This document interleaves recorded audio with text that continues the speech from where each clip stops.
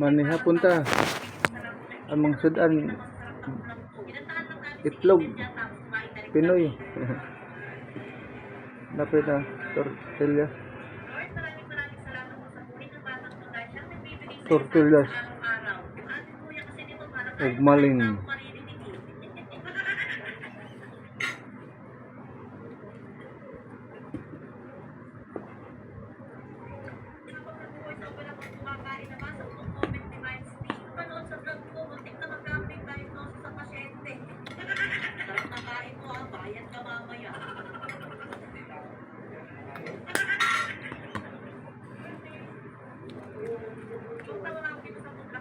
Kaan magbalot.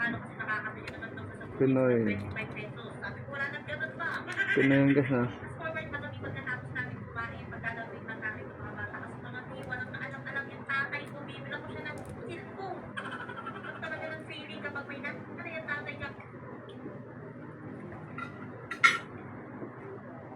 Laman. Lam.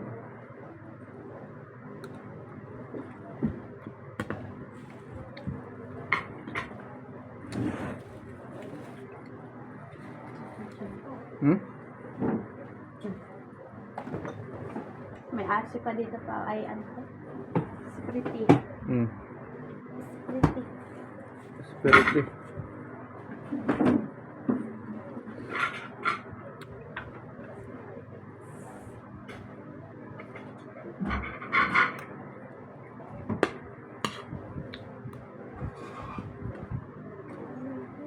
Spritty. Kantag spritty.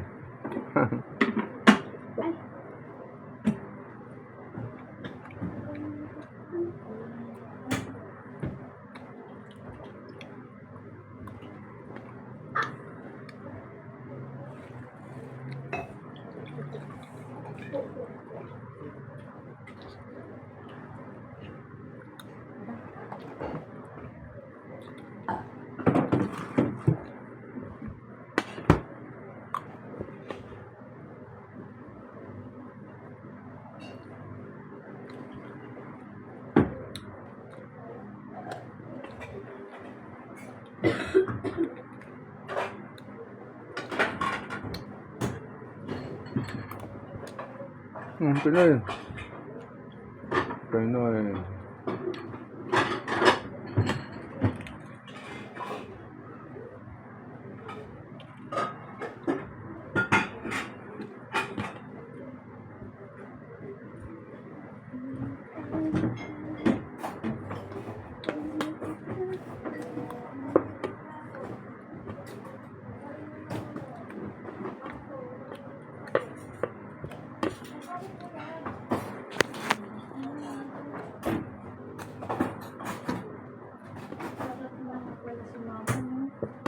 Ha? Parating na. Kala ko nga, nandito na eh. Aga ko umuwi. Saka. Yes. Pagtawag ko, paalis pa pala. Ano daw eh. 8 a.m. ng Umaga? umaga pa yung flight niya. Di ba ikaw pa yung Cebu Pacific na na-delay ka din? Mag-adjust ang oras. Anong oras? Ilang oras yung adjustment? Isa lang. Isang oras lang din. Pero maaga ko nung pumunta ron. Gabi din, kagaya sa amin. Mga alas 4. Tapos, pasok ako agad. Doon natulog sa loob. Buti ka po, nakapasok agad. Kami pagdating namin dun ni 3 oras ata Sa labas lang talaga kayo?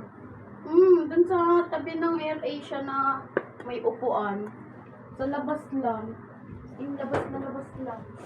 Ako kay walang dala eh. Isang bag lang eh. Chinek kasi yung sabi bawal daw muna pumasok yung mga local flight.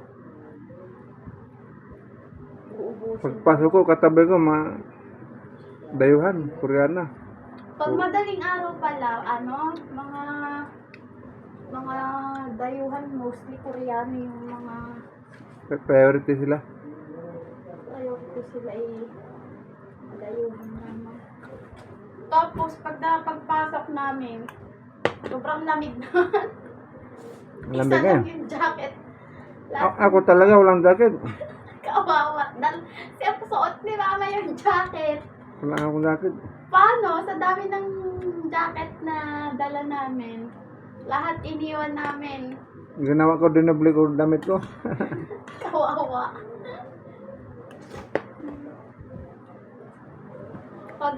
Pagka uuwi ulit, maganda pala yung flight natin papunta, no? Mm. Kasi madami pa tayong magagawa. Pero yung pauwi, maganda yung flight, yung kagaya kay JM gabi, no?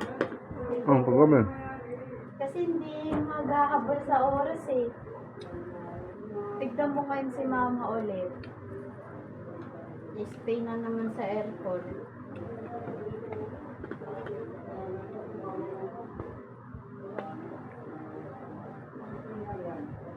Ay, po. Ang almusal ko dito na Manila eh. Yung Almusal. dito, yung nakauwi ka na, nag-almusal ka sa labas. Doon sa paglabas ng airport na yan. Tinipid kong pera eh kasi 1,000 na lang. Pinamasahin pa doon, buhol. Kami, nagbaw-baw pa kami. Mahal ang bayad namin, 500 plus ba yun? Bao-bao?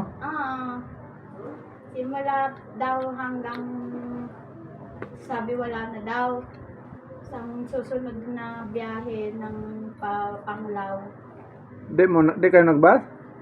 Hindi namin naabutan yung bus. Gabi na. Last trip na daw. Tapos, dapat ang gagawin namin, hintayin namin.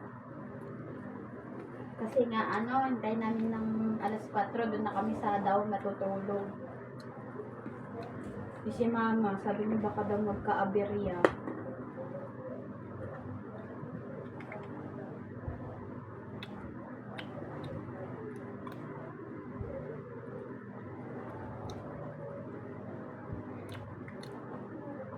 Pagdating doon, malamig, mainit. Tapos pagdating namin sa pagsakay namin, nag-book ako ng taxi. Diyos ko, yung aircon ni parang buga lang ng eh. Walang ka-aircon.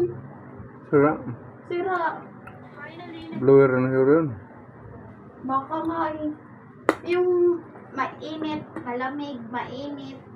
Sira yung aircon.